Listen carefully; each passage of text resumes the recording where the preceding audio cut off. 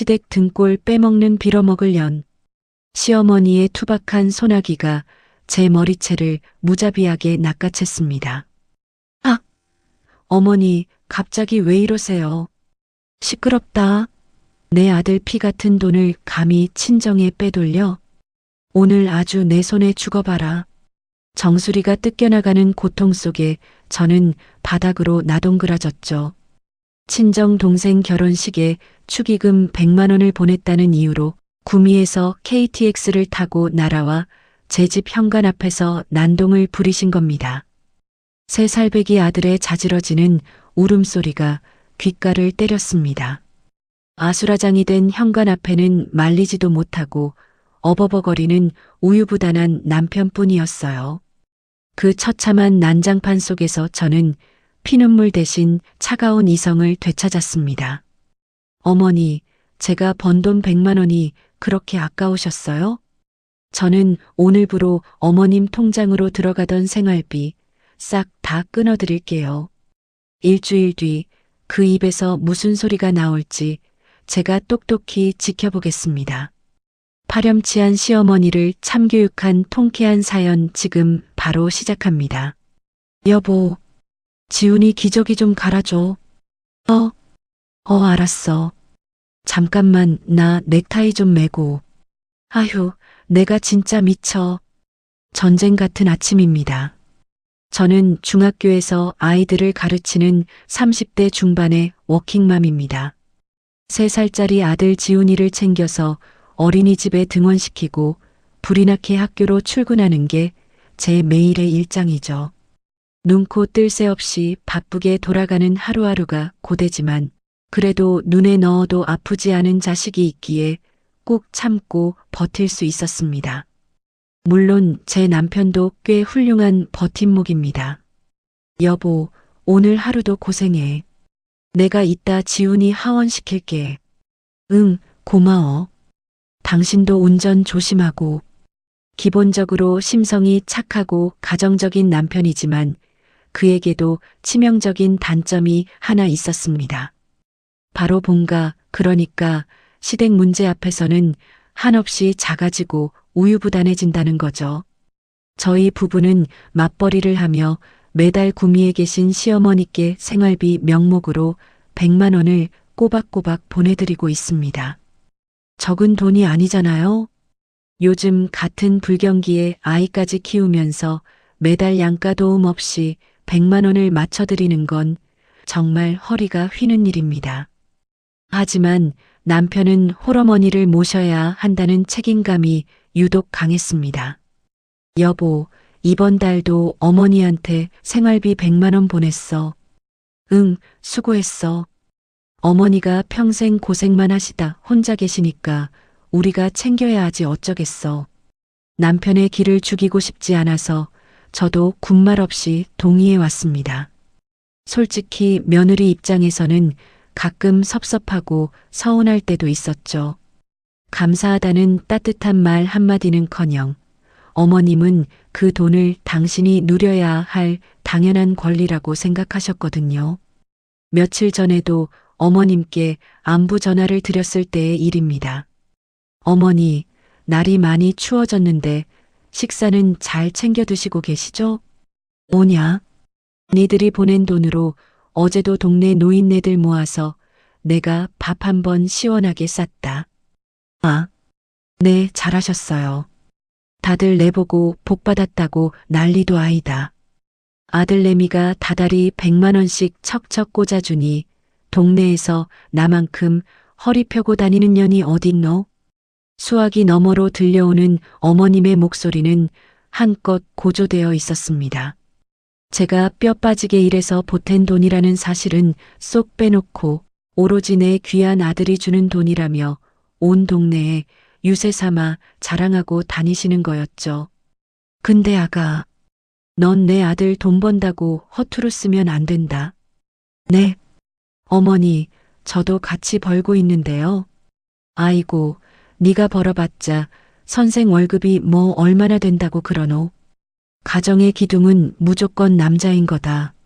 내 아들 등골 안 빠지게 네가 살림 똑바로 살고 내조 잘해라, 알았지?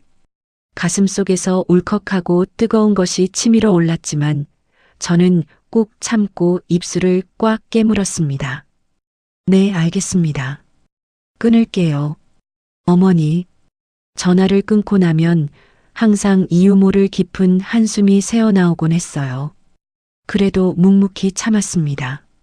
우리가 조금 덜 입고 덜 쓰더라도 어머님이 저렇게 기살아서 다니시면 된 거라고 스스로를 위로했죠. 남편이 중간에서 어머니와 아내 사이 눈치를 보며 곤란해하는 모습을 결코 보고 싶지 않았기 때문입니다. 오늘도 무겁게 가라앉은 마음을 억지로 달래며 저는 다시 산더미처럼 쌓인 업무와 바쁜 일상 속으로 무거운 발걸음을 옮겼습니다. 어느새 계절이 바뀌고 저희 친정에 아주 큰 경사가 생겼습니다. 바로 제 눈에 넣어도 아프지 않을 하나뿐인 남동생이 장가를 가게 된 겁니다. 일찍 돌아가신 아버지를 대신해 제가 업어 키우다시피 한 녀석이라 제게는 그 의미가 남달랐죠. 누나, 나 진짜 장가 간다. 매형한테도 꼭 고맙다고 전해줘. 어휴, 다 큰 녀석이 눈물은 왜 글썽거리고 그래. 이쁜 와이프 얻었으면 듬직하게 잘 살아야 하지. 가족 단톡방에 올라온 청첩장을 보는데 괜히 코끝이 찡해지더라고요. 동생의 결혼식을 며칠 앞두고 저는 저녁 식탁에서 남편과 마주 앉아 조심스럽게 운을 뗐습니다. 여보, 우리 지민이 축의금 말인데. 제 말에 밥을 먹던 남편이 숟가락을 내려놓으며 저를 빤히 쳐다보았습니다. 왜? 당신 얼마 생각하고 있는데? 설마 너무 적게 하려고 눈치 보는 건 아니지? 나 100만 원 정도 하고 싶어. 사실 적은 돈은 아니잖아.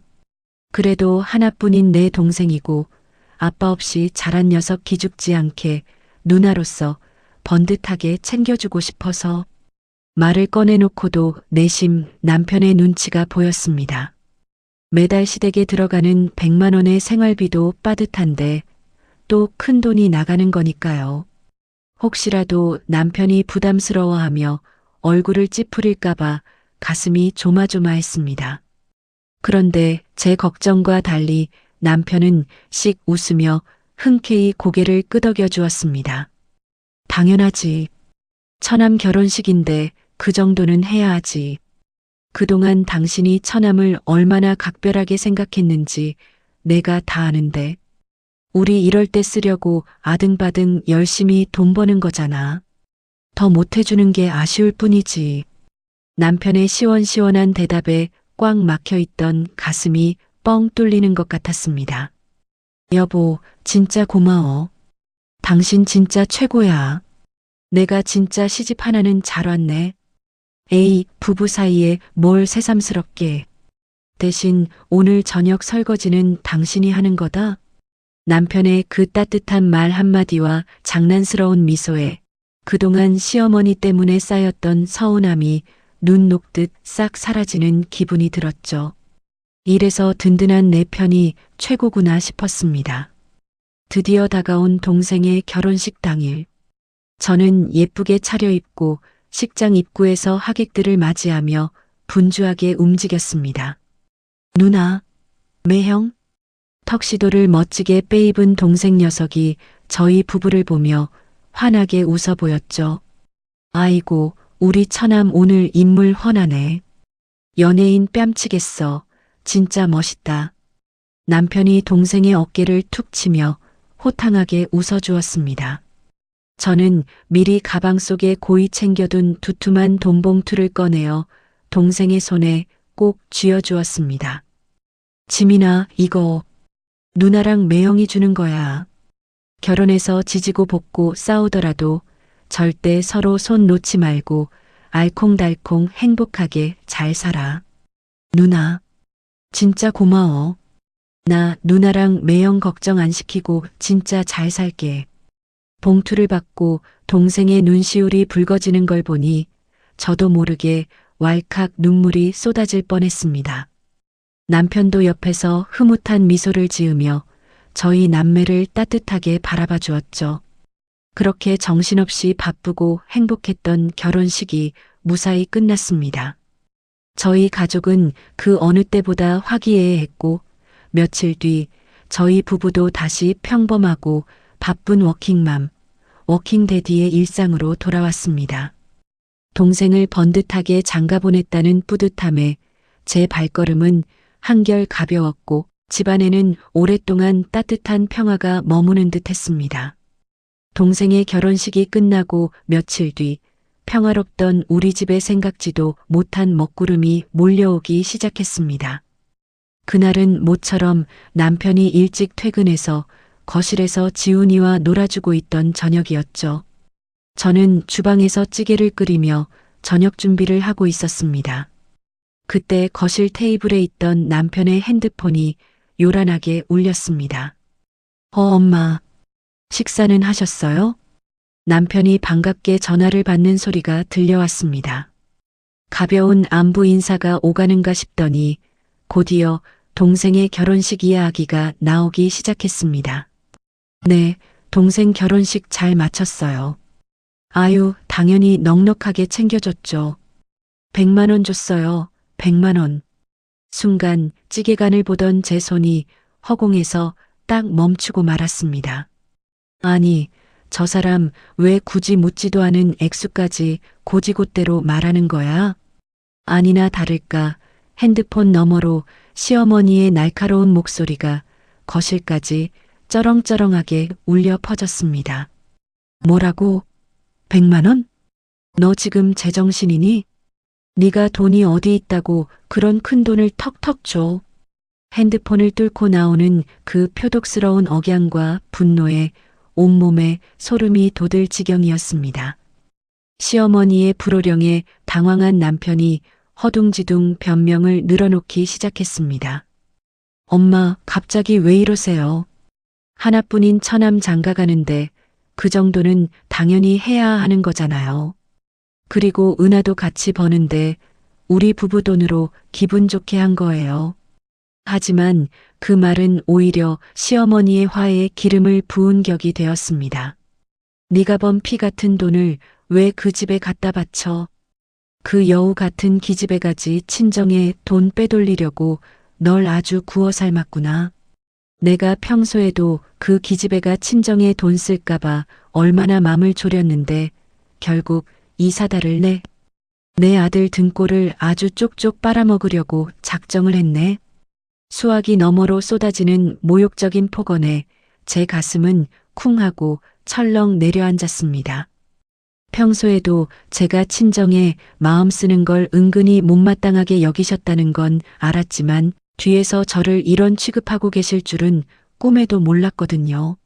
엄마, 제발 말 조심 좀 하세요. 나중에 다시 통화해요. 남편이 다급하게 전화를 끊었지만 집안에는 이미 싸늘한 정적이 내려앉고 말았습니다. 남편이 제 눈치를 힐끔힐끔 살피며 주방으로 슬금슬금 다가왔죠. 여보, 다 들었어? 엄마가 노인네라 돈 100만 원이라는 소리에 놀라셔서 그냥 해보신 소리야. 당신이 이해해. 내가 나중에 다시 전화해서 잘 말씀드릴게. 당신은 왜 굳이 묻지도 않은 축의금 액수를 말해서 평지풍파를 일으켜? 어머님이 지금 나를 무슨 친정에 돈 빼돌리는 도둑년 취급을 하시잖아. 아니, 나는 그냥 우리가 처남 잘 챙겨줬다고 칭찬받을 줄 알고 그랬지. 진짜 미안해. 엄마와 가라앉으시면 내가 중간에서 다 알아서 해결할게. 남편의 아니라고 답답한 태도에 화가 머리끝까지 치밀었지만 더 이상 아이 앞에서 얼굴을 붉히기 싫어 억지로 화를 억눌렀습니다.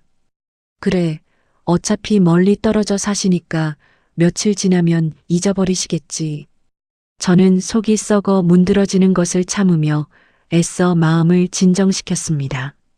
하지만 그것은 제 너무나도 순진한 착각이었습니다. 시어머니의 분노는 시간이 지날수록 가라앉기는커녕 무섭게 활활 타오르고 있었던 겁니다.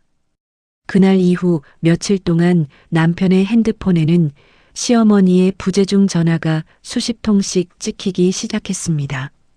남편은 핑계를 대며 전화를 피하기 급급했고 그럴수록 폭풍전야 같은 숨막히는 불안감이 온 집안을 맴돌았습니다. 그리고 마침내 모든 것이 폭발해버린 그날. 저는 평소처럼 학교에서 퇴근을 하고 피곤한 몸을 이끌며 집으로 향하고 있었습니다. 아파트 엘리베이터에서 내려 현관문 앞까지 걸어가는 제 발걸음이 유난히 무겁고 가슴이 답답했던 건 아마도 다가올 지독한 불행을 직감했기 때문일지도 모르겠습니다. 빨리 들어가서 씻고 지훈이랑 놀아줘야 하겠다. 저는 짐을 고쳐 메고 도어락 비밀번호를 누르기 위해 손을 뻗었습니다. 바로 그때였습니다. 제 등 뒤로 누군가의 매서운 발소리와 함께 거친 숨소리가 확 끼쳐왔습니다. 미처 뒤를 돌아볼 새도 없이 제 인생에서 가장 끔찍하고 굴욕적인 악몽이 시작되려는 순간이었습니다. 도어락 비밀번호를 누르려던 제 손 위로 갑자기 거칠고 투박한 소나기가 덥석 덮쳐왔습니다. 이 시댁 등골 빼먹는 빌어먹으려나. 귀가 찢어질 듯한 앙칼진 비명과 함께 제 머리채가 뒤로 왈칵 꺾였습니다. 아! 정수리가 통째로 뜯겨나가는 듯한 끔찍한 고통에 저는 비명을 지르며 바닥으로 나동그라졌습니다. 핸드백은 바닥에 나뒹굴고 신발 한 짝은 저 멀리 날아가 버렸죠. 고통에 일그러진 눈을 간신히 치켜뜨자 제 위로 씩씩거리며 서 있는 사람은 다름 아닌 시어머니였습니다. 구미에 계셔야 할 어머님이 도대체 어떻게 예고도 없이 서울 저희 집 현관문 앞에 서 계신 건지 도무지 믿기지가 않았습니다. 어머니, 도대체 갑자기 왜 이러시는 거예요? 제가 바들바들 떨며 묻자 시어머니는 도끼 품은 눈으로 저를 노려보며 제 머리채를 더 세게 쥐고 흔들었습니다. 왜 이러냐고? 내년이 더 잘 알 텐데. 감히 내 아들이 밤낮 없이 뼈 빠지게 벌어온 돈을 내 친정 동생놈한테 빼돌려? 내가 오늘 이 맹랑한 도둑년의 머리털을 다 뽑아버릴 테다. 아, 어머니, 제발 이거 놓으세요. 아프단 말이에요. 시끄럽다. 어디서 감히 시어미한테 눈을 똑바로 뜨고 말대꾸를 해. 내년이 아주 내 아들 등골을 쪽쪽 빨아먹고 우리 집안을 말아먹으려고 작정을 했구나. 바로 그때 현관 밖이 소란스럽자 집안에 있던 남편이 문을 벌컥 열고 뛰어나왔습니다. 엄마, 지금 여기서 뭐 하시는 거예요? 남편은 널브러진 저와 제 머리채를 휘어잡고 있는 자신의 어머니를 번갈아 보며 사색이 되었습니다. 여보, 괜찮아?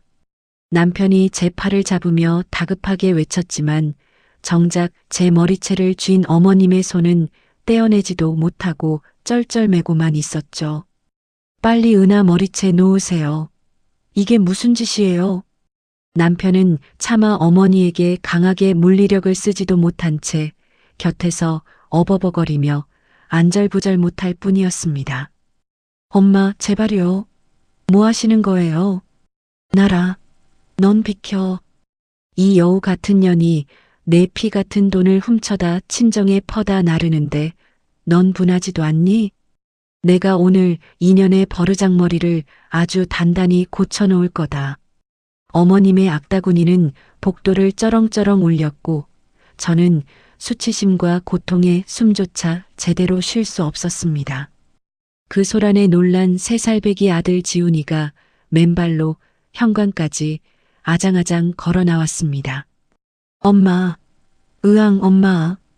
제 참담한 모습을 본 지훈이는 자지러지게 울음을 터뜨렸습니다. 아이가 겁에 질려 통곡하는 소리를 듣는 순간 제 머릿속에서 이성의 끈이 탁 하고 끊어지는 것 같았죠. 그토록 아끼고 사랑했던 내 가정, 내 아이가 무참히 짓밟히는 이 끔찍한 아수라장. 그리고 제 아내가 머리채를 잡힌 채 내동댕이 쳐졌는데도 어머니라는 이유로 강하게 제지하지 못하고 방관하는 저 멍청하고 우유부단한 남편. 바닥에 엎드린 채 엉망이 된 머리카락 사이로 바들바들 떨고 있는 남편의 발끝을 바라보던 저는 순간 핏발 선 눈에 맺혔던 눈물이 차갑게 식어가는 것을 느꼈습니다. 더 이상 억울해서 우는 며느리도 남편 뒤에 숨어 벌벌 떠는 나약한 아내도 제 안에는 남아있지 않았습니다.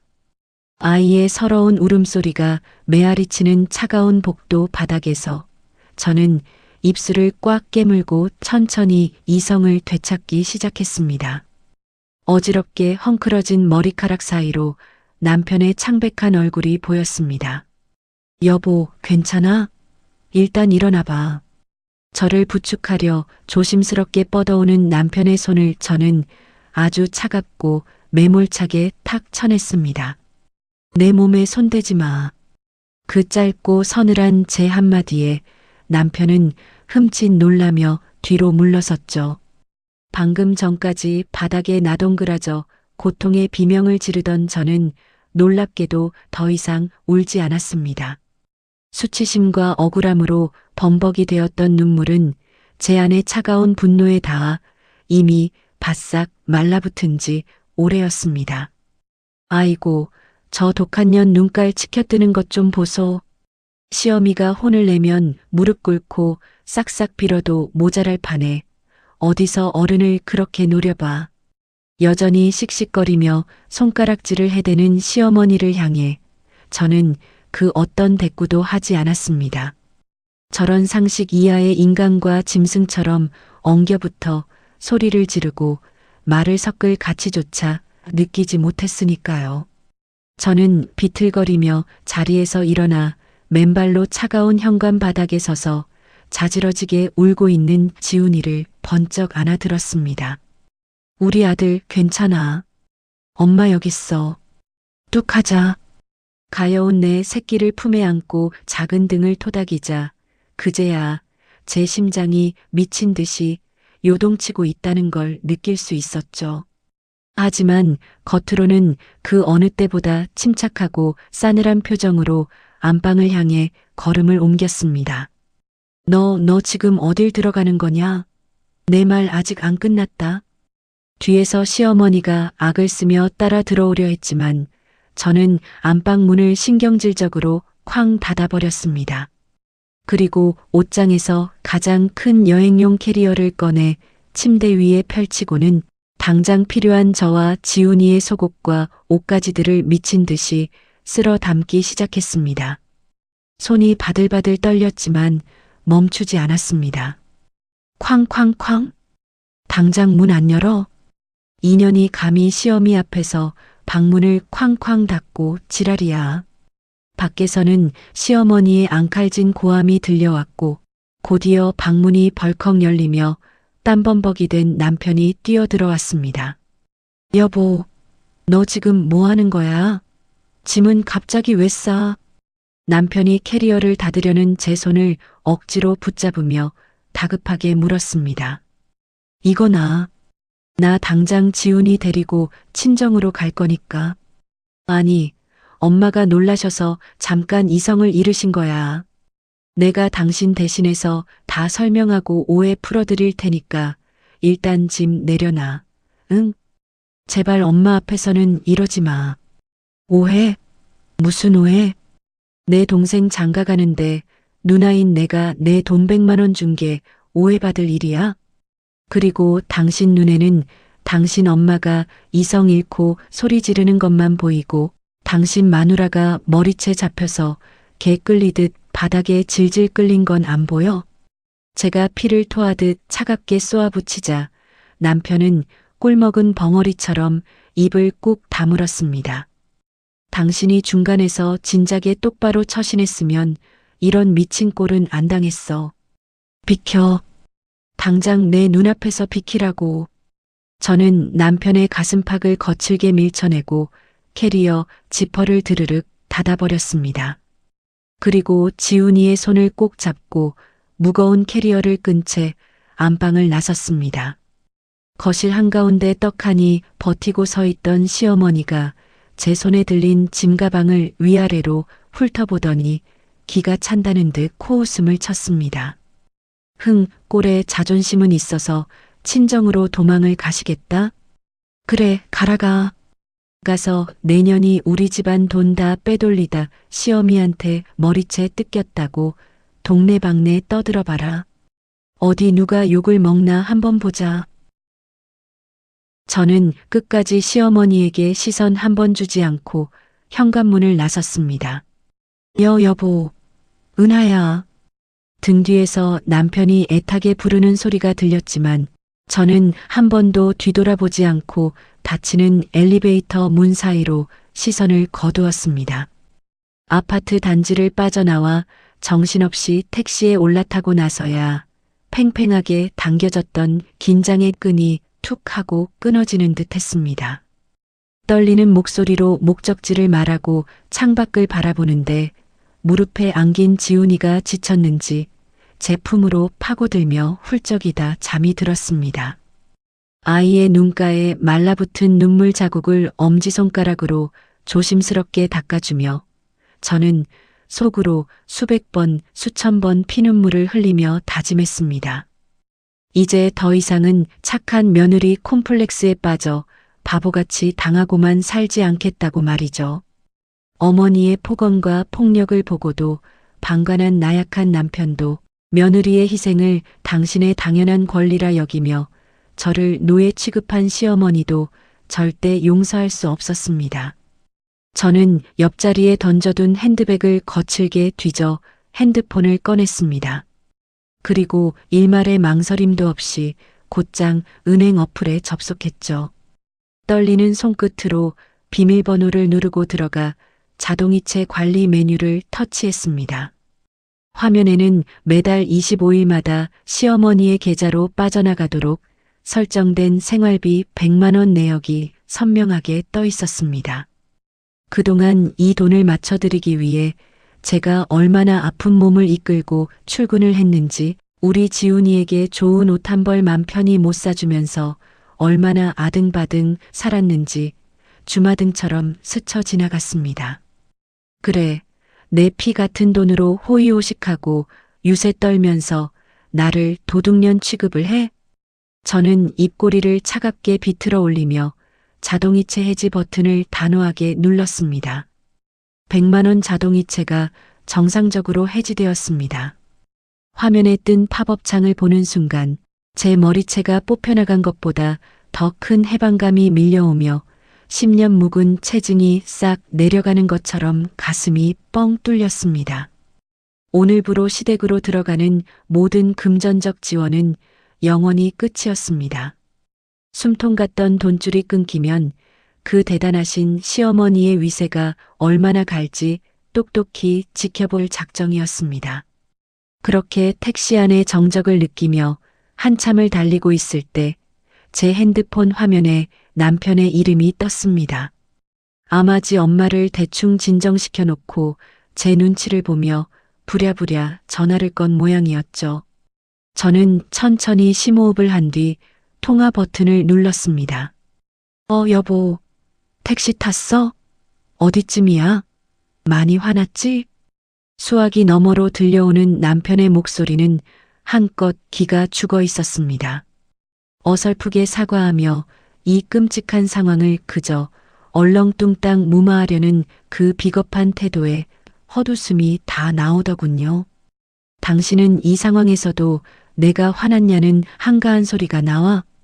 아니, 내 말은 엄마도 고향 내려가시면 내가 당신 친정으로 데리러 갈 테니까 제발 조금만 마음 풀고 기다려. 내가 다 잘못했어. 응? 끝까지 상황의 심각성을 모른 채 시간이 지나면 제가 얌전히 집으로 돌아올 거라 믿는 저 남자를 보며 저는 마지막 쐐기를 박았습니다. 데리러 오지 마. 여보, 왜 그래? 내가 다 미안하다니까. 내 말 똑바로 들어. 당신이 당신 엄마 버르장머리 제대로 고쳐놓고 나한테 진심으로 무릎 꿇고 사과하게 만들지 않는 이상 이 집 구석에 내 발로 돌아가는 일은 평생 없어. 그거 해결 못할 거면 당장 내일 법원 가서 이혼 서류에 도장 찍을 준비나 해. 뭐? 이혼? 여보, 은하야. 내 말이 장난으로 들려?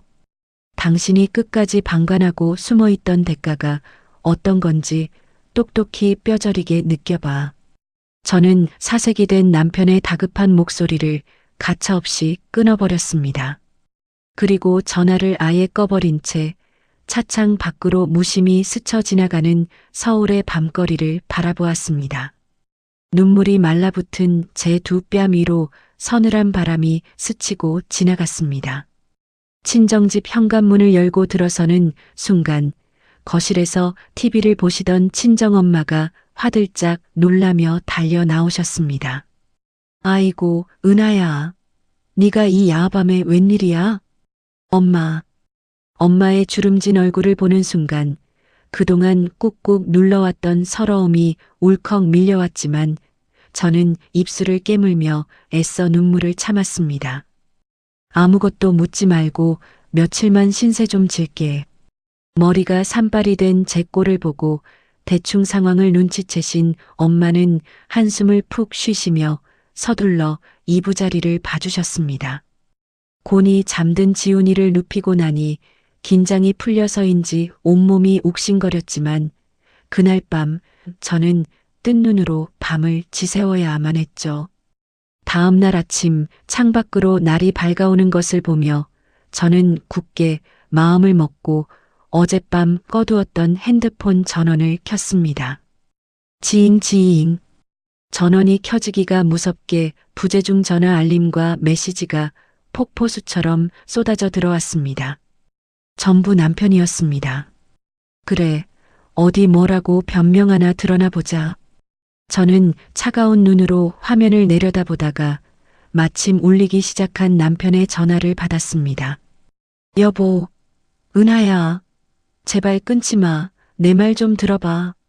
수화기 너머로 들려오는 남편의 목소리는 잔뜩 쉬어 있었고 숨 넘어갈 듯 다급했습니다. 이혼 서류 떼서 법원 앞에서 만나자는 말 아니면 끊어. 아니야. 내가 진짜 미친놈이야. 내가 다 잘못했어. 갑자기 엉엉 소리내어 우는 남편의 목소리에 저는 잠시 말문이 막혔습니다.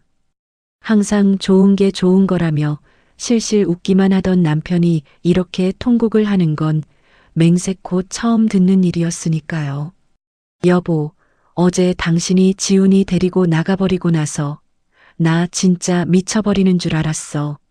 남편은 훌쩍이며 어젯밤 제가 떠난 직후의 상황을 쏟아내기 시작했습니다.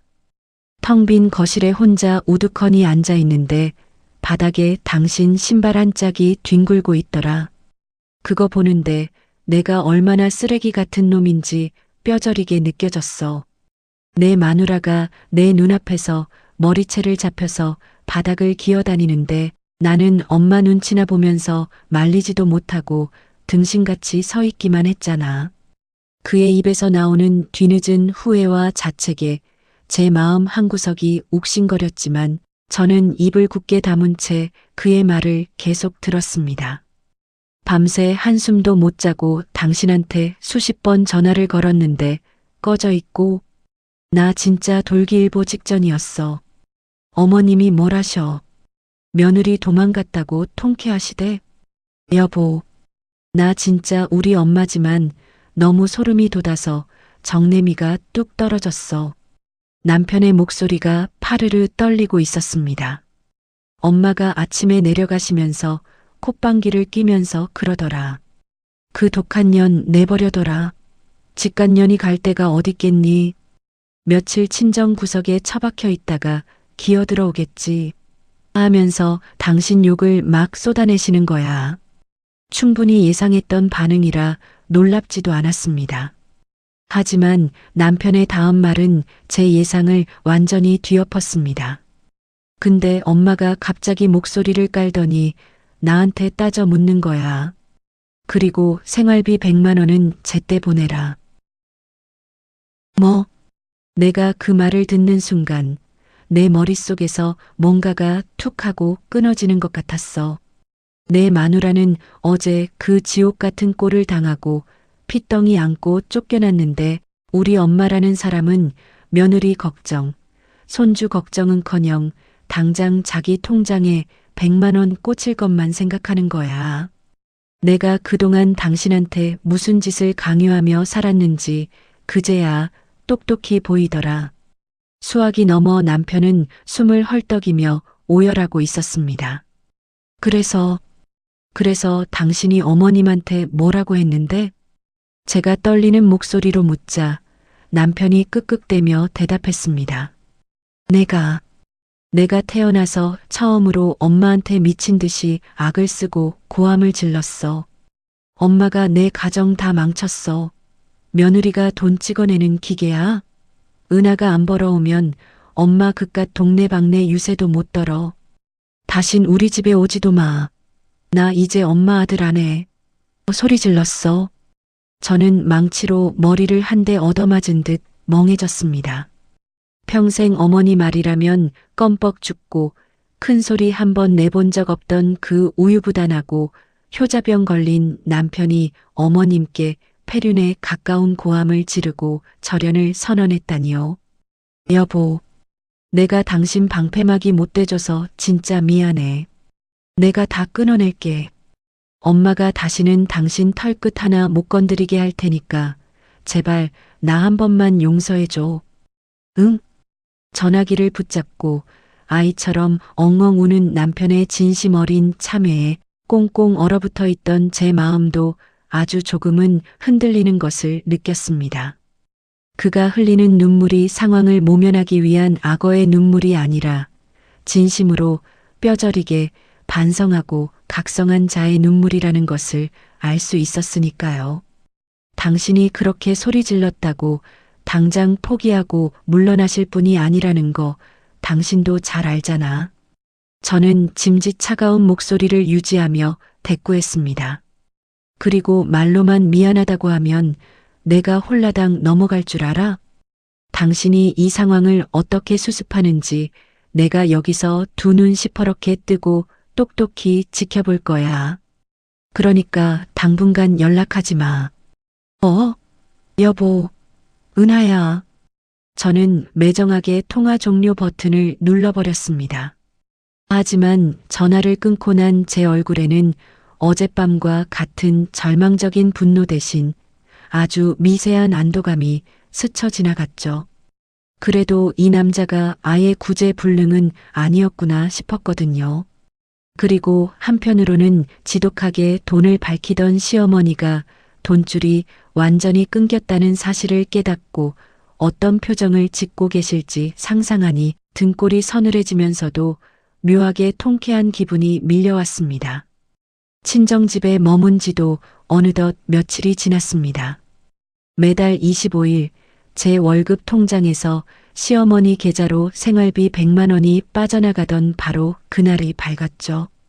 아침에 눈을 뜨자마자 스마트폰으로 은행 어플을 켜보았습니다. 저축과 생활비를 빼고도 잔액은 제법 넉넉하게 남아 있었습니다.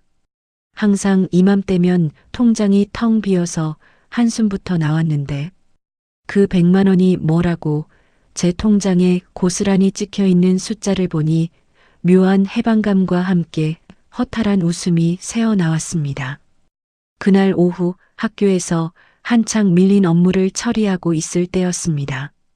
갑자기 제 핸드폰 화면에 시어머니의 번호가 요란하게 울리기 시작했습니다. 평소 같았으면 심장이 덜컥 내려앉았겠지만 지금의 저는 달랐습니다. 저는 아주 여유롭게 커피를 한 모금 마신 뒤 천천히 통화 버튼을 눌렀습니다. 여보세요. 너 인연. 지금 당장 내 통장으로 100만 원 보내. 수화기 너머로 들려오는 시어머니의 목소리는 분노를 넘어 당황스러움으로 잔뜩 떨리고 있었습니다. 그리고 그 뒤로는 시끌벅적한 사람들의 웃음소리와 고기 굽는 소리가 생생하게 들려왔죠. 어머님, 제가 분명히 말씀드렸잖아요. 이제 생활비 입금은 완전히 끝이라고요. 시끄러워. 내가 지금 노인 대학 친구들 다 불러 모아서 갈비집에 와 있단 말이다. 네가 맨날 보내던 돈이 안 들어와서 내 카드가 한도 초과로 결제가 안 되잖아. 아, 상황이 단번에 완벽하게 이해가 되었습니다. 어머님은 매달 며느리가 꼬박꼬박 바치는 100만 원을 철석같이 믿고 오늘도 동네 친구분들 앞에서 호기롭게 지갑을 여셨던 겁니다. 하지만 제가 자동이체를 매몰차게 끊어버렸으니 평소 잔고가 텅텅 비어있던 어머님의 카드는 당연히 한도 초과가 뜰 수밖에 없었겠죠. 어머, 결제가 안 되나 봐. 무슨 일이야? 아이고, 우리가 고기를 너무 많이 먹어서 그런가 보네. 전화기 너머로 어머님 친구분들의 웅성거리는 소리가 제 귀에까지 아주 선명하게 들려왔습니다. 야, 나 동네방네 망신당하기 전에 당장 100만 원 이체하라고. 어머님이 벼랑 끝에 몰린 사람처럼 다급하게 소리치셨지만 저는 얼음장처럼 차가운 목소리로 대꾸했습니다. 저기요. 친구분들 앞에서 호기롭게 유세 떠는 건 제 돈이 아니라 어머님 돈으로 하셔야 하죠. 뭐라? 너 지금 시어미한테 그게 무슨 말버릇이야. 현관문 앞에서 제 머리채까지 쥐어뜯으시면서 며느리 돈은 꼴도 보기 싫다셨잖아요. 이제 그깟 며느리 돈 기대하지 마시고 어머님 능력으로 알아서 결제하세요. 저 바빠서 끊습니다. 저는 조금의 자비도 없이 통화 종료 버튼을 눌러버렸습니다. 핸드폰을 책상 위에 툭 내려놓는데 가슴속에서 그동안 꽉 막혀있던 체증이 싹 씻겨 내려가는 듯한 짜릿한 쾌감이 밀려왔습니다. 그로부터 한두 시간쯤 지났을까요? 이번에는 남편에게서 다급하게 전화가 걸려왔습니다. 여보, 지금 통화 괜찮아? 눈치를 한껏 살피는 남편의 조심스러운 목소리에 저는 무뚝뚝하게 대답했습니다. 왜? 어머님이 고깃값 내달라고 당신한테 난리치셔? 당신 그거 어떻게 알았어? 아까 나한테 당장 100만 원 내놓으라고 소리 지르시길래 알아서 하시라고 끊었거든. 당신한테도 SOS 쳤나 보네. 제 덤덤한 대답에 남편이 깊은 한숨을 푹 내쉬며 자초지종을 털어놓기 시작했습니다. 나한테 전화가 진짜 20통은 넘게 온 것 같아. 처음엔 당신한테 하도 미안해서 핑계대고 일부러 안 받았거든. 그런데 하도 미친 듯이 울려대서 혹시 무슨 큰일이라도 났나 싶어서 받았더니 엄마가 식당에서 엉엉 울면서 전화를 하더라고. 남편의 말을 들어보니 식당에서의 상황은 제가 상상했던 것보다 훨씬 더 처참하고 비참했던 모양이었습니다. 제가 전화를 매정하게 끊어버린 후 어머님은 식당 카운터에서 얼굴이 불그락푸르락해진 채로 쩔쩔매고 계셨다고 합니다. 뒤에 서 있던 친구분들은 돈도 없으면서 왜 오라고 부른 거냐며 대놓고 따가운 눈치를 줬고 식당 주인은 카운터를 두드리며 계산을 재촉했겠죠. 결국 남편에게 애타게 전화를 걸었지만 믿었던 아들마저 전화를 받지 않자 어머님은 그야말로 지옥에 떨어진 기분이셨을 겁니다. 그래서 어떻게 했어? 당신이 또 쪼르르 돈 보내드렸어? 제가 날선 목소리로 비꼬듯 묻자 남편이 화들짝 놀라며 다급하게 손사래를 치는 듯 변명했습니다. 아니야. 절대 아니야. 내가 당신하고 굳게 약속했는데 어떻게 감히 그래. 알았어. 지훈이 씻길 시간이라 끊어. 남편의 애절한 다짐에도 저는 여전히 무심하게 대답하고 전화를 뚝 끊어버렸습니다. 하지만 창밖을 멍하니 바라보는 제 입가에는 아주 통쾌하고 시원한 미소가 번지고 있었습니다.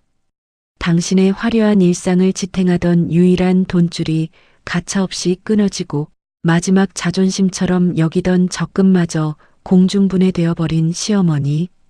이제야 비로소 제 돈의 무서운 무게와 며느리라는 존재의 진짜 가치를 뼛속 깊이 새기고 계시겠죠. 평온하게 가라앉은 친정집의 저녁 공기를 깊게 들이마시며 저는 오랜만에 두 다리를 쭉 뻗고 아주 홀가분한 저녁을 맞이했습니다.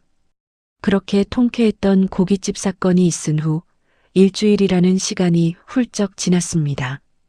저와 지훈이는 친정집의 따뜻한 보살핌 속에서 조금씩 안정을 되찾아가고 있었죠. 하지만 제 핸드폰만큼은 하루도 빠짐없이 지옥 같은 진동을 토해내고 있었습니다. 지잉. 수업을 마치고 교무실로 돌아와 책상 위에 올려둔 핸드폰을 집어들었을 때였습니다. 잠금 화면을 가득 채운 새빨간 숫자와 알림창을 보고 저는 하마터면 코웃음을 터뜨릴 뻔했습니다. 시어머니 부재중 전화 99통. 99통이라니 정말이지 징그럽고도 지독한 집착이었습니다. 아마도 평생 모은 금쪽 같은 노후 적금까지 깨버린 충격에서 아직도 헤어나오지 못하셨겠죠. 당장 다음 달 생활비는 어떻게 하나, 무너진 자존심은 어떻게 세우나, 하루하루 피가 마르고 속이 타들어 가실 겁니다. 자업자득이라는 말이 이토록 완벽하게 어울리는 상황이 또 있을까요? 저는 화면에 찍힌 숫자를 서늘한 눈으로 한참이나 내려다보다가 아무런 미련 없이 핸드폰을 가방 속에 툭 던져 넣었습니다. 받아줄 이유도 대답할 가치도 없었으니까요.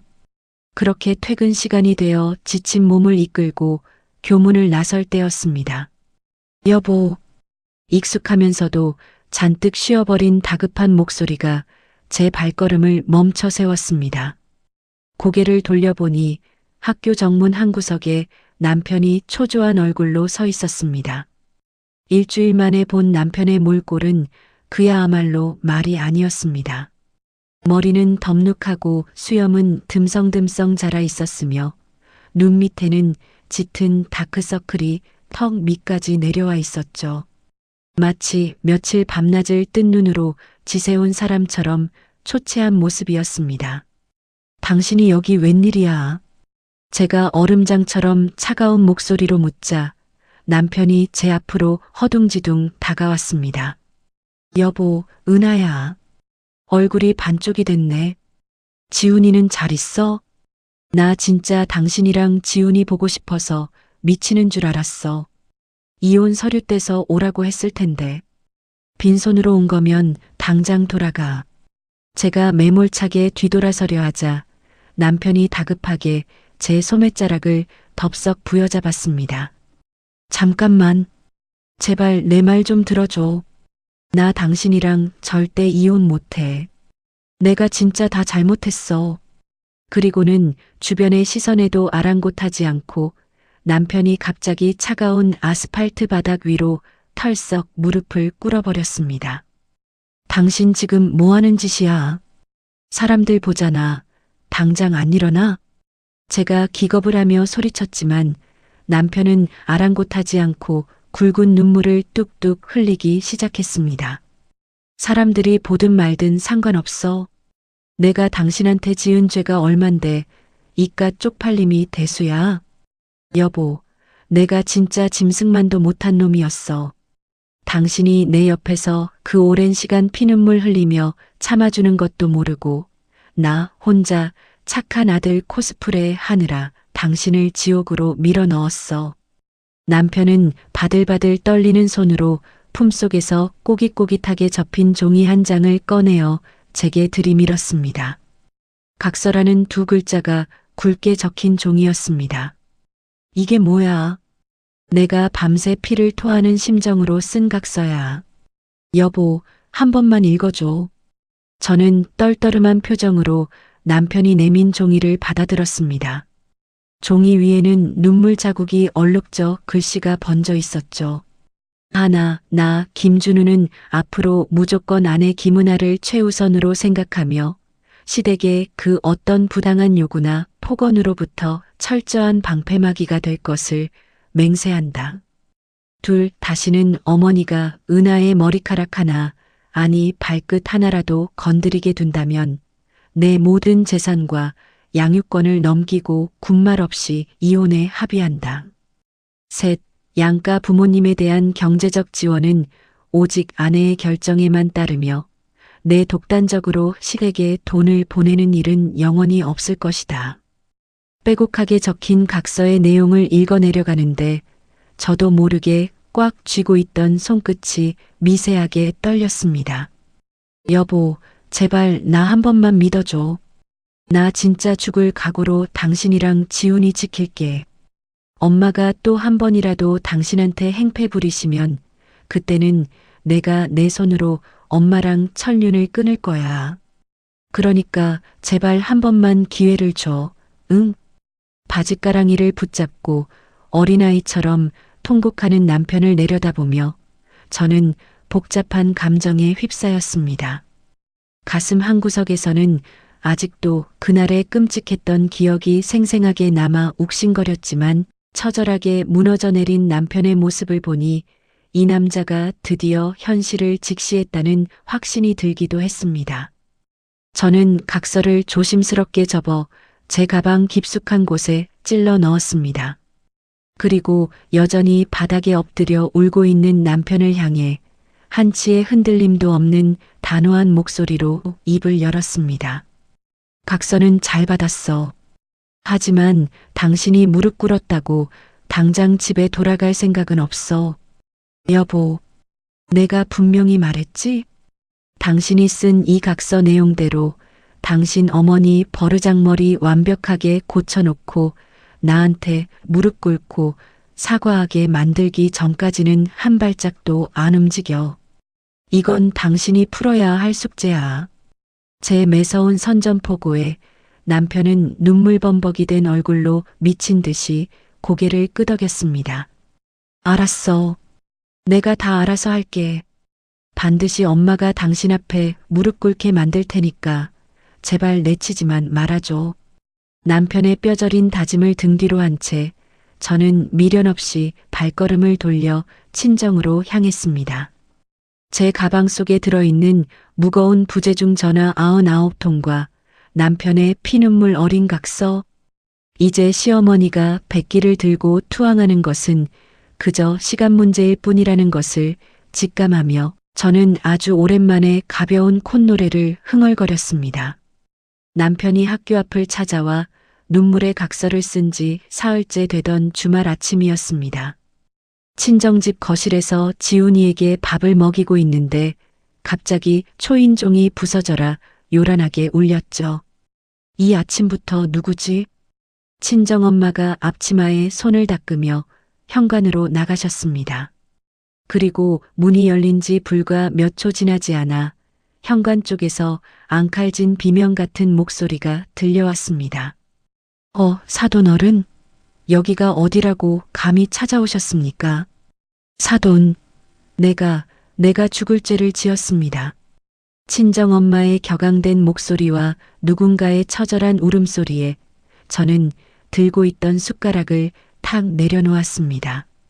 심장이 쿵 하고 내려앉는 것 같았지만 저는 심호흡을 크게 한 번 하고 현관으로 걸어 나갔습니다. 그곳에는 제가 상상조차 하지 못했던 도무지 믿기 힘든 광경이 펼쳐져 있었습니다. 항상 꼿꼿하게 고개를 쳐들고 기세등등하게 저를 내리깔아보던 시어머니가 찾아오신 겁니다. 게다가 커다란 짐가방을 바닥에 내팽개친 채 현관문 앞에 넋이 나간 사람처럼 서 계셨거든요. 어머니. 제가 굳은 얼굴로 부르자 저와 눈이 마주친 시어머니의 두 눈에서 굵은 눈물이 폭포수처럼 쏟아지기 시작했습니다. 단 몇 주 만에 10년은 폭삭 늙어버린 듯한 초췌하고 비참한 몰골이었습니다. 그 화려했던 화장도 유세 떨 때 입으시던 옷차림도 온데간데 없었죠. 헝클어진 머리에 핏기 없는 얼굴을 한 어머님은 덜덜 떨리는 손으로 제 바짓가랑이를 덥석 붙잡으셨습니다. 은하야. 내가 잘못했다. 정말 믿을 수 없는 말이었습니다. 천지가 개벽을 해도 제게 고개를 숙일 뿐이 아니라고 생각했는데 그 콧대 높던 시어머니가 제 앞에서 눈물을 흘리며 사과를 하고 계신 겁니다. 어머니, 지금 여기서 뭐 하시는 거예요? 당장 손 놓으세요. 제가 얼음장처럼 차가운 목소리로 손을 뿌리치려 했지만 시어머니는 아예 현관 바닥에 털썩 주저앉아 통곡을 하기 시작하셨습니다. 아이고, 내가 미쳤지. 내가 단단히 미쳤었어. 은하야, 제발 이 늙은이 한 번만 용서해다오. 아침 드라마에서나 볼 법한 눈물 콧물 범벅의 오열에 옆에 계시던 친정엄마마저 기가 차서 입을 다물지 못하고 서 계셨죠. 사돈, 내 귀한 딸 머리채를 잡아 뜯어놓고 이제 와서 무슨 행패입니까? 당장 나가세요. 친정엄마가 소리치며 어머님을 밀어내려 했지만 어머님은 바닥에 찰싹 엎드린 채 제 발목을 부여잡고 늘어지셨습니다. 사돈, 내가 죽을 죄를 지었습니다. 내 입이 방정이고 내 손이 미쳤었습니다. 은하야, 내가 다 오해했어. 시어머니는 가슴을 팡팡 치며 억눌린 감정을 토해내듯 고백을 이어가셨습니다. 네가 벌어서 주는 돈인 줄은 꿈에도 모르고 우리 아들 혼자 뼈 빠지게 버는 돈을 네가 다 훔쳐가는 줄 알았어. 100만 원 끊기고 내 적금 다 깨먹고 나서야 내 아들놈한테 진상을 다 들었다. 네가 밤낮 없이 학교 나가서 애들 가르치면서 번 피 같은 돈으로 내 생활비 대줬다는 거 내가 이제야 알았어. 수화기 너머로 악을 쓰며 저를 도둑년 취급하던 분의 입에서 나온 처절한 참회였습니다. 나한테 들어오던 그 100만 원이 우리 아들 돈이 아니라 내 며느리 피땀 흘린 돈이라는 걸 그제야 알았다고. 내가 돈에 눈이 멀어서 굴러들어온 복을 내 발로 뻥 차버렸어. 어머님의 고백을 듣는 순간 온몸에 소름이 쫙 돋으며 짜릿한 전율이 일어났습니다. 제가 그토록 원했던 하지만 평생 듣지 못할 거라 체념했던 바로 그 진실을 어머님 스스로 깨닫고 뼈저리게 후회하고 계신 거였죠. 어머니, 이제 와서 그런 말씀하시면 제 뽑힌 머리카락이 다시 자라난답니까? 제 찢어진 자존심과 상처받은 마음이 다 낫는데요? 아니다, 은하야. 다 내 잘못이야. 내 남편이 나한테 와서 아주 피를 토하며 난리를 치더라. 너 안 돌아오면 나랑 평생 인연 끊고 살겠다고 자기 혼자서라도 짐 싸서 집 나가겠다고 발악을 하는데 내가 내 아들 잃고 너 같은 며느리까지 잃으면 늙은 년이 무슨 낙으로 살겠니? 시어머니는 바닥에 이마를 찌울 듯이 조아리며 싹싹 비셨습니다. 내가 이렇게 짐 다 싸들고 올라와서 내 발밑에 엎드려 빌 테니까 제발 맘 풀고 집으로 돌아가자, 응? 내가 앞으로는 내 눈치만 보고 죽은 듯이 살게. 저는 차가운 눈으로 바닥에 엎드려 흐느끼는 시어머니를 가만히 내려다보았습니다. 그동안 저를 옥죄어 오던 시퍼런 칼날 같던 어머님의 권위가 산산조각 나서 제 발밑에 초라하게 흩뿌려져 있었습니다. 10년 묵은 체증이 뻥 뚫리다 못해 날아갈 것만 같은 완벽한 사이다였습니다. 항상 어머니 뒤에 숨기 바빴던 남편이 구미까지 내려가 아주 단단히 쐐기를 받고 어머니를 굴복시킨 것이 분명했죠. 하지만 저는 여기서 호락호락하게 어머님의 손을 맞잡고 눈물을 흘리며 용서해 줄 생각 따위는 추호도 없었습니다. 어머니, 제가 차갑게 가라앉은 목소리로 입을 열자 시어머니가 바들바들 떨며 고개를 드셨습니다. 어머니가 얼마나 뼈저리게 후회하시는지 남편이 중간에서 어떻게 처신했길래 구미에서 이 아침에 짐까지 싸들고 올라오셨는지는 아주 잘 알겠습니다. 하지만 고작 눈물 몇 방울 흘리고 무릎 꿇으셨다고 제 마음이 하루아침에 예전처럼 돌아설 거라 착각하지 마세요. 은하야. 제가 다시 그 집에 들어갈지 말지는 온전히 저한테 달린 겁니다. 일단 오늘은 그만 돌아가세요. 아이고, 은하야. 제발 한 번만. 이 늙은 시어미가 이렇게 바닥을 기면서 빌잖니. 당장 돌아가시라고요. 제가 틈을 주지 않고 매섭게 소리치자 시어머니의 억지스러운 울음소리가 뚝 멎었습니다. 그동안 며느리를 발밑에 두고 쥐락펴락하며 왕처럼 군림하던 분이 이제는 제 매몰찬 말 한마디에 숨소리조차 제대로 내지 못하고 눈치만 보는 신세로 전락한 것입니다. 완벽하게 전세가 역전된 뼛속까지 통쾌한 순간이었습니다.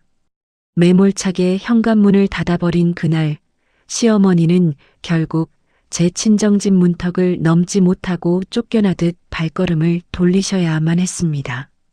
창밖으로 슬쩍 내다보니 밖에서 안절부절 못하며 서 있던 남편이 어깨가 축 처진 시어머니를 모시고 가는 모습이 보였죠. 그날 저녁 남편에게서 다시 전화가 걸려왔습니다. 여보, 나 방금 엄마 기차역에 모셔다 드리고 오는 길이야. 엄마가 기차 타시면서도 내내 네가 용서 안 해주면 어쩌냐고 엉엉 우시더라. 그래서 당신 마음이 또 약해졌어?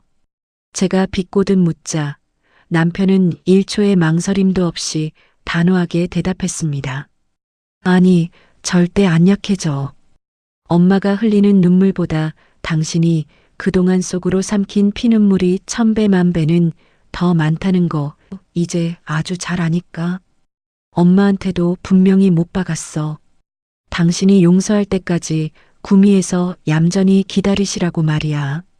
남편의 목소리에는 예전에 그 우유부단하고 줏대 없던 모습은 온데간데 없었습니다. 그제야 저는 팽팽하게 당겨놓았던 마음의 줄을 조금 느슨하게 풀 수 있었죠. 그로부터 다시 일주일이 지난 주말이었습니다. 저는 남편에게 전화를 걸어 짧게 한마디를 던졌습니다. 어머님 모시고 우리 집으로 와. 결판을 내야 할 거 아니야. 제 호출에 남편은 불이 나게 구미로 내려가 시어머니를 모시고 서울 저희 집으로 올라왔습니다. 친정엄마에게 지훈이를 잠시 맡겨둔 채 저는 캐리어를 끌고 우리 부부의 집으로 당당하게 들어섰습니다. 현관문을 열자마자 거실 소파 끝자락에 죄인처럼 잔뜩 웅크리고 앉아 계신 시어머니의 모습이 눈에 들어왔습니다. 불과 얼마 전까지만 해도 이 거실을 안방처럼 휘젓고 다니며 호령하시던 분이 이제는 제 눈치만 보며 안절부절 못하고 계셨죠. 제가 거실 테이블 상석에 자리를 잡고 앉자 남편도 제 옆에 든든하게 섰습니다. 은하야. 왔니? 시어머니가 바싹 타들어가는 입술을 달싹이며 조심스럽게 인사를 건넸습니다. 저는 표정 하나 변하지 않고 차가운 시선으로 어머님을 똑바로 응시했습니다. 네, 어머님. 먼 길 오시느라 고생하셨네요. 아니다, 고생은 무슨. 네가 오라고 한마디 해준 게 얼마나 고맙고 눈물이 나던지. 어머님이 다시 눈시울을 붉히며 치맛자락을 꽉 틀어주셨습니다. 하지만 저는 그 눈물에 결코 동요하지 않고 미리 머릿속으로 정리해둔 선언을 단호하게 시작했습니다. 어머님, 제가 오늘 두 분을 부른 건 지난번 일에 대해 사과를 받아주기 위해서가 아닙니다. 앞으로 이 집안의 새로운 규칙을 정하기 위해서 부른 겁니다. 제 입에서 나온 새로운 규칙이라는 말에 시어머니와 남편은 바짝 긴장한 채 침을 꿀꺽 삼켰습니다. 첫째, 앞으로 시댁으로 들어가는 생활비는 정확히 절반으로 줄일 거고요. 매달 50만 원씩만 남편 통장에서 이체되도록 할 겁니다. 네. 그래야 하지. 그동안 내가 염치 없이 며느리 피 같은 돈을 덥석덥석 받았었구나. 50만 원도 감지덕지다. 은하야. 시어머니는 제 말이 끝나기가 무섭게 고개를 세차게 끄덕이며 동의하셨습니다. 둘째, 앞으로 저한테 조금이라도 막말을 하시거나 제 친정 식구들을 들먹거리시면 그 생활비 50만 원마저도 영영 끝입니다. 그땐 정말 남편과 이혼 서류에 도장 찍을 테니 아들 얼굴 평생 안 보고 사실 각오로 말씀하세요. 제 입에서 나온 날 선 경고에 시어머니의 어깨가 파르르 떨렸습니다. 하지만 이내 체념한 듯 깊은 한숨을 내쉬며 조용히 대답하셨죠. 알았다, 은하야. 내가 내 혓바닥을 뽑는 한이 있어도 다시는 내 가슴에 대못 박는 소리 안 하마. 정말 미안했다. 그리고 고맙다. 이 못난 시어미한테 마지막 기회를 줘서. 그때 제 옆에 묵묵히 서 있던 남편이 한 걸음 앞으로 나서며 쐐기를 박았습니다. 엄마, 은하 말이 곧 내 말이야. 내가 쓴 각서 엄마한테도 보여드렸지? 만약 엄마가 은하랑 한 약속 어기면 난 그날로 내 전 재산 다 넘기고 맨몸으로 쫓겨나는 거야. 그러니까 제발 우리 은하 눈에 눈물 나는 일 2번 다시 만들지 마세요. 남편의 서리빨 같은 경고에 시어머니는 하염없이 고개를 숙인 채 눈물만 뚝뚝 흘리셨습니다. 그 모습을 가만히 지켜보던 저는 비로소 가슴속을 무겁게 짓누르던 거대한 돌덩이가 완전히 치워진 것을 느꼈습니다. 며느리라는 이유로 당연하게 강요받던 희생, 어머니라는 이름표 뒤에 숨어 아내의 상처를 방관하던 비겁함, 그 모든 굴레와 악습이 제 단호한 결단 앞에서 완벽하게 산산조각이 난 것입니다. 규칙은 이게 전부입니다. 식사 안 하셨으면 남편이랑 2분이 나가서 밥 먹고 오세요. 저는 피곤해서 좀 쉬어야 하겠으니까요. 제가 자리에서 털고 일어나 안방으로 들어가려 하자 시어머니가 황급히 자리에서 일어나셨습니다. 아니다, 아니다. 나는 어서 구미로 내려가 봐야 하겠다. 너 피곤할 텐데 푹 쉬어라, 애미야. 시어머니는 혹여나 제 심기를 거스를까봐 쫓기듯 현관문을 나서셨고 남편이 어머님을 배웅하러 따라 나갔습니다. 잠시 후 텅 빈 거실에 홀로 남은 저는 소파에 깊숙이 몸을 기댔습니다. 얼마 지나지 않아 현관문이 열리고 남편이 조심스러운 발걸음으로 다가와 제 옆에 무릎을 꿇고 앉았습니다. 여보, 정말 고마워. 나 안 버려줘서, 그리고 우리 가정 지킬 수 있게 기회 줘서. 앞으로는 당신이 내 인생의 무조건 영순이야. 남편이 제 손을 꼭 쥐며 눈물 고인 눈으로 진심을 전했습니다. 말만 번지르르 하게 하면 알지? 당신 앞으로 평생 내 밑에서 박박기면서 살아. 제가 장난스럽게 코웃음을 치며 쏘아붙이자 남편은 그제야 긴장이 풀린 듯 환하게 웃어 보였습니다.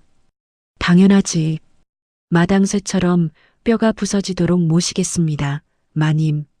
그날 이후 저희 부부의 일상은 다시 제자리를 찾았습니다.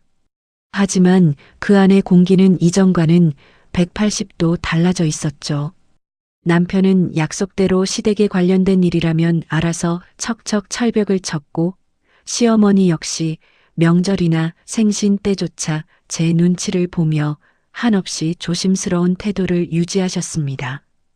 이제 더 이상 어머님의 억지스러운 유세도 제 피 같은 돈이 새어나갈 일도 없었습니다. 지훈이의 해맑은 웃음소리가 울려 퍼지는 거실에서 남편이 타주는 따뜻한 커피를 마시며 저는 비로소 진정한 평화와 제 삶의 주도권을 되찾았음을 실감합니다. 착한 며느리라는 무거운 허울을 벗어던지고 제 목소리를 낸 대가는 이토록 달콤하고 짜릿한 사이다였습니다. 저 창밖으로 눈부시게 쏟아지는 햇살처럼 앞으로 제 앞에 펼쳐질 워킹맘 김은아의 인생은 그 어느 때보다 찬란하게 빛날 것입니다.